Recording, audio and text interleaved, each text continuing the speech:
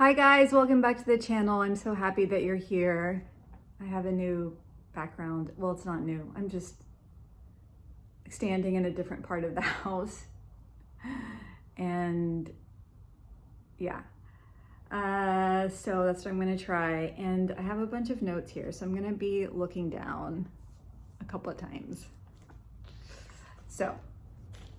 Okay, so what makes a good astrologer, especially if this is your first time going to an astrologer? So the first thing is that they diffuse any fear that you have and they make you supremely comfortable. So what I mean by that is okay, so for instance, I don't know, with Vedic astrology, people are have this fear about it. I don't know what it is, maybe because it's so old or, it's been used for so long. I mean, I've said this in previous videos, but there are most Indians just don't even give Vedic astrology a second look. Even now I think it's, at least popularly used for matches, marriage matches, and, auspicious occasions, things like that. So, it still is used, but it's not as it's not as prevalent in most people's lives as maybe as it once was. But there's definitely this healthy fear, and I've sensed it too. And a lot of other people are like, oh, Vedic astrology is just oh, that's it's really hardcore, but no one can really say why they have the fear or why they're really reluctant to delve into it more, get their chart read by a Vedic astrologer versus a Western astrologer. It's really funny. But yeah, if you have any opinions on that, please let me know. So anyways, so it's, I think that any astrologer that you do go to, they should if you have any questions or if you're oh, this is my first time, can I just get 5 minutes of your time really quick just to have a quick phone call or whatever it is? I would say most good astrologers would say yes, or at least, they can say, shoot me an email with your questions. I'll be happy to answer it, and just by looking at their website and stuff and looking at their philosophy and looking at their reviews, you can see also how you would do in a session with them, whether or not they would make you feel comfortable. So then you could be more excited about your session versus remaining nervous about it. And I actually remember it was a Vedic astrologer and he's in India, and these sessions were done by Zoom, and I had some chart sessions with him, but also he ended up teaching me for a little bit. And it was awesome and he held a lot of space because he was the first person that it's so interesting with this stuff, because with Vedic astrology, you have practitioners, you have people who believe in it, people who are kind of don't believe it, don't not believe it, and people who just totally ignore it, right? So for all these piles of all these divisions, though, I've never really been able to ask questions and get answers, right? It's to be fair, I've only asked a couple of family members, but they're and these family members who actually have gone to Vedic astrologers, and they're just why are you asking questions? These are 4th or 5th generation Vedic astrologers. They know what they're doing, leave them alone. That kind of thing. But this guy, he does tarot, he does all kinds of things. So he was able to entertain my questions, and of course his perspective is that it's a solid system, and so that's what ultimately he believes, and that's his perspective. But he was also able just to answer some of the questions that I had, or at least to start a conversation. So that's another reason why I went with him, to actually learn more about the system on a formal basis. So the second one is the method of delivery. So I would say that my teachers from India are people that I've seen who practice Vedic astrology, even here, Western practitioners, who usually study from people in India or from a certain lineage are very matter of fact. They're not mean, they're just very matter of fact. And the reason they're that way, I think, is because they do not see a chart, they do not see any circumstance as good or bad. They're not delusional. Like, they know that a lot of people go to astrologers in times of crisis initially, and any human who's like in these kind of spiritual arts or this kind of thing has a certain level of empathy, even if their technical skills are also very good in these systems. So it's not to be mean, and it's not to undermine whatever the client's going through. It's basically like there's just nothing good about anything, about any certain characteristic. There's really nothing bad, because the view usually, especially with Vedic astrologers, is like over lifetimes. It's the long view. It's everything has consequences. Every thought, every action, your past lives, and every single second, every single decision, every single thought, every single second right now is a chance to change it in the future, right? So I think that's why. But also there are a lot of Westerners who study Vedic astrology who have a great delivery, who are more like, I guess, attuned to more of a Western style of speaking. So it's more like, for instance, I went to an astrologer, and she was a Western astrologer, but she, I went in and I was like, oh, yeah, I've heard from my charts, like it's really like I'm a dreamer, and like my water and my fire are just like canceling each other out. And she's like, wait a second. She's like, looking at the elements, looking at fire in the chart and whatnot. And she was just like, you were the ultimate manifester. And I was like, what? Really? Like, just the way that she produced that information for me, it's like, it's nothing new, but the way she told me and her perspective really enlivened me a lot regarding that. So I would say that kind of languaging is more common in Western astrology, but again, there are Vedic astrologers who are Western who also are practiced in delivering information in that way. I would also say that in terms of the method of delivery, it seems to me that the longer that someone is practicing, the more they practice in a way, and the more they will say that it's actually the more experience that they have, the less that they know. And they mean that in deference to the bigger mystery of who we are. The bigger potential of who their client is nothing compared to the 1 hour session, or what they are or what you and what they're going to be discussing with you, right? Like, no one really knows. And so I really appreciate that with people that have been doing it for years. And that, for me, is a hallmark of a good astrologer, is that they are very humbled by the fact that even though technically they may be very good at what they do, and they've seen potentially thousands of people and charts, and they see patterns over and over and over again, but really good ones know that it doesn't mean anything. Each person's different, our potentials are different, and it's God or spirit within each of us that really enlivens us and give us our power in such a way that the astrologers themselves, have the humility to kind of say, I know, but I don't know at the same time. Okay, number 3 is good astrologers don't promise guaranteed results or solutions. There's a caveat. If you're going to an astrologer for something very specific, like this is actually still pretty common. Like, should I marry this person? Should I do this investment with this real estate? Should I, so yeah, there are going to be people who specialize in these things, and you're going to pay them to tell you the probability of something working out if you go with this decision over that decision, or whatever it is.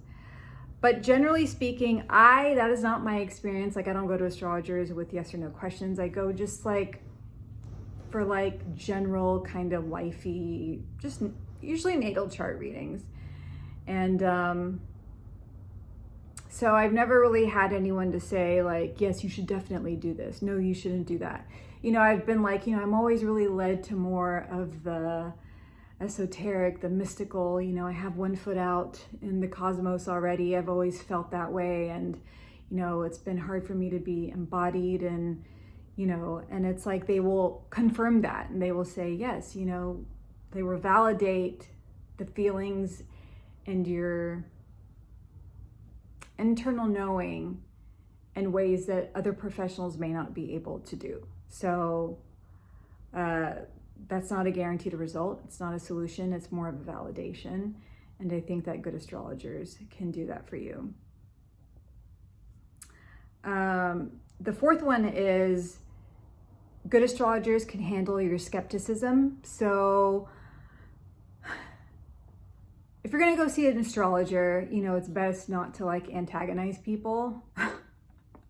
You know, I feel like, however, but, you know, you can ask questions. You can be like, well, you know, I really am intrigued by what you do, but I don't really believe what you do. I'm kind of stuck.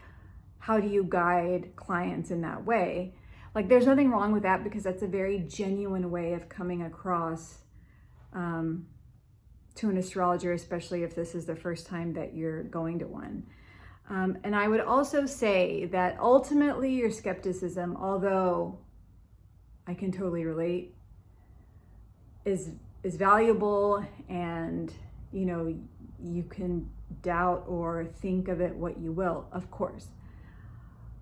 But ultimately your skepticism is your responsibility and not the responsibility of the astrologer. And so what I mean by that is that no good astrologer is going to get into an argument with you about proving her skills or proving astrology to you in any way. They're just not going to do it. An astrologer is definitely responsible for their integrity of the work, knowing the technical skills, you know, how they interact with their clients, you know, all those things that people in the world, you know, have to abide by, right?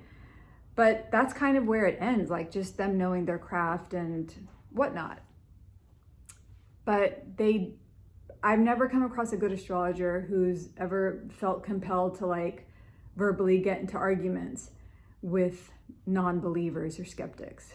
I've never come across that. So, you know, I would ask questions, and otherwise your skepticism, you know, it's your own. You do your research, you kind of figure out, is this something that I really want to do? And then if you do go to the astrologer, or, you know, your questions aren't fully answered for whatever reason, then you just do more internal work, or you just forget it and you move on. And you just take what you want from the interaction and then leave the rest. So that's what I would say. So number 5 is a good astrologer has their prices at market. I would say that usually I pay, you know, I've paid 80, like 120, 150. It usually depends on the experience of the astrologer, also who they learned from. So if who they've learned from is, you know, maybe a lot more popular these days, just through brand recognition, name recognition, that astrologer might be able to charge a bit more. So that's something to consider. And then number 6 is they are very transparent about their experience, who they studied under. I personally look at who people study under and for how long, and then I will go look at their teachers' information to see if, you know, what their philosophies are. So I know before going in or before asking my questions, like what their expertise is in, you know, beyond just like, oh, this is a Vedic astrology, you know, a practitioner, but they learn from this person who has very, I've read some of his stuff and his views are very conservative. So my questions to the practitioner could be like, I noticed you studied under this person. Like, what are your views on romance? Like, what are your views on gender identity or whatever it is, so it gives me a little more specific detailing.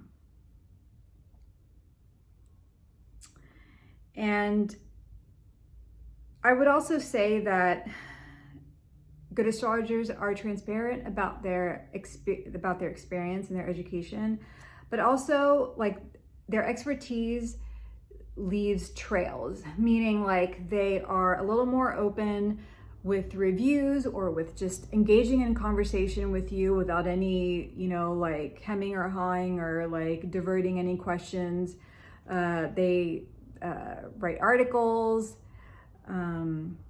they teach, there's usually some other form of something that they're doing. And I get it, like not everyone, because there are a lot of really great astrologers who have been seeing clients for less than, for 3 years or something, and they're still learning, so they're not yet teaching, but that's just something to keep in mind. So the 7th one is good astrologers focus on your amazing traits and hope, although, keep it realistic. Again, it's just like, it could be the kind of astrologer you go to, but even with Vedic astrologers, it's always hopeful, because at this second right now, you can start changing your habits, which if you start doing that changes your future almost automatically, right? And immediately. Number 8 is that good astrologers don't get flustered if you as a client don't connect with what they're saying. I've never really had this happen. I'm not going to say that it doesn't happen, especially, I remember the first couple times I went to astrologers, I was just ready just to be like, you know nothing about me. Like, don't tell me who I am. Like, how dare you? Like, those were all the thoughts in my mind. But it ended up being that they, it was a lot more conversational. It was a lot more getting information from me, not because, astrologers aren't psychics. It's not because they were trying to tell me who I am and like try to do some like verbal, shenanigans or anything like that. But it was more of like them knowing what kind of information that I was ready for and interested in discussing. Because usually, especially if it's your first time, you're not really going to know, like for instance, like Virgos are great organizers, but are you really going to go pay $180 for an astrologer just to be told like pop astrology? No. So it's like, the conversation, the questions they ask you aren't because they're not good. It's because it's to kind of gauge the direction of the session. So, so that's how I see it.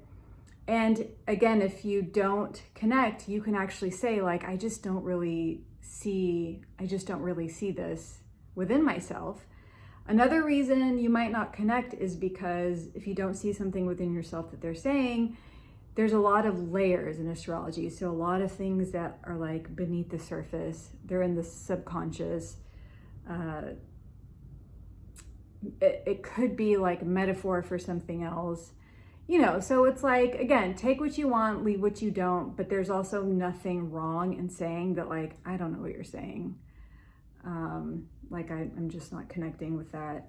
And good astrologers just don't get flustered. They either move on, and they're human too. And, ultimately it could be just they've messed up. So that could definitely be an issue. So, but again, like it's never really happened in that way for me. So yeah, I would say a hallmark of a good astrologer is they know how to work with that. The 9th one is good astrologers stick to what you came to see them about. They don't start telling you all these other things about what's going to happen in your career in 10 years when this is your first time at an astrologer and you're just like, yo, I just want to know like where my planets are placed in my chart. That's it. And just brief descriptions of each. I'm not interested. And then they start giving you information about whatever. Most good astrologers won't do that. I haven't experienced that. So again, you can usually discern this stuff by looking at their marketing materials, their philosophies. And again, if you ever have any questions, just email them and say, please do not give me, do you just give random information? Or just say, please do not give me things that I don't ask about. The 10th one is the 10th one revolves around how you feel. Like good astrologers will make you feel very uplifted, right? So it's like that saying of you might not remember what was actually said, but you will remember how they made you feel. And with astrological readings, most people give you a recording of the reading. Sorry, I thought someone was at the door. So, and if they don't offer that, or if that's not clear, you can ask them ahead of time. So, even with Vedic astrologers, again, it depends on the Vedic astrologer, but some of them are not good hand holders, right? Like they're just kind of like, they've been doing this for years. They don't think anything really is a tragedy. They're respectful of the things, of course. And it's just kind of, a little more like, let me just tell you what's going on. This is why you're here. This is why you're paying me. This is what it is, and of course, like they have that empathy, but it's not like hand holding and like trying to like change your languaging to make you feel better about a situation. So I've had that experience where it was nothing really bad, but it was just like, I just kind of felt stuck. And then leaving the appointment, I didn't necessarily feel unstuck. And so I was still able to talk to them about these situations later. I would write emails about it. And, ultimately, at least with one of them, I didn't necessarily feel better, and she didn't feel compelled to make me feel better. She was still very good at what she did, but there was really no hand-holding. And I guess moving on after that, I understood for myself that I needed a little more hand-holding than I had thought initially. So that was like a learning point for me. And number 11 is they don't leave you hanging. Like good astrologers don't leave you hanging towards the end of either throughout the session or like at the end of the session. They make sure that you're okay. And usually they allow for, a couple of email questions afterwards. And so just like there's some sort of like integrity and consistency from the beginning of your interaction with the astrologer all the way to the end to follow up, right? Like they're getting to know you on a level that you don't even maybe sometimes consciously know yourself. And that comes with a lot of like responsibility, right? And so like for someone that understands the weightiness of that, is like a companion, like a witness walking alongside with you, and just doesn't drop you after the session is over, right? So like you have, like either you can ask if they don't say it, or a lot of really good astrologers will just say, if you have any follow-up questions, like just email me and I'll be sure to get back with you in a week, or, whatever it is. Some astrologers, you can pay for packages to where the first session might be an hour, like in 10 minutes. And then you have the option of then having like a 15-minute follow-up or something like that. So Yeah, so those are 11 different points that I thought make good astrologers. And I hope this was helpful to you, and I would love to hear about your own experiences, or like even as you're learning astrology, or like, you know, if you're an astrologer yourself, how do you, would you add other things about what makes a good astrologer? Or just like, you know, are there, like as a client, did you learn was it trial and error? I think a lot of this is trial and error, that you kind of understood what you needed as a client from an astrologer, and so that's what you sought, right? Like, I made sure that after the first couple of times of not really getting the hand-holding, that I was going to people who kind of spoke in a way that really spoke to my hope, and, you know, I did have some of the hand-holding involved. So anyways, thank you so much for coming back today, and I really look forward to hearing from you, and I will talk to y'all soon. Bye.